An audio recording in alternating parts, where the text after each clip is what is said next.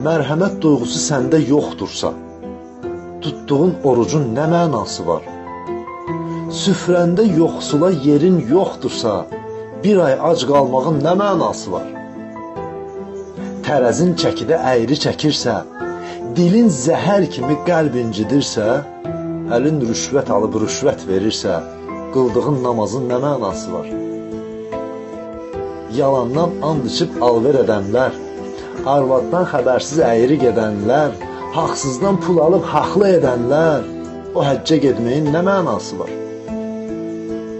Haram pulları ilə villa tikənlər, yetimin haqqını bölüb yiyənlər, şər atıb birini bədbəxt edənlər, öləndə Yasinin nə mənası var?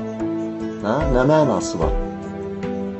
Namaz da, oruc da asandır qardaş, vicdanlı olmaq çətindir qardaş, əsl insan olmaq lazımdır qardaş. Əməlsiz Qur'anın nə mənası var? Həqiqətən gözəl dedi ki, əsl insan olmaq lazımdır qardaş. Əməlsiz Qur'anın nə mənası var?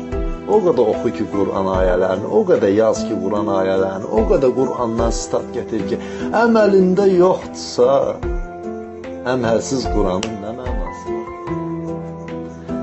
Nə bilim, neysə qardaş.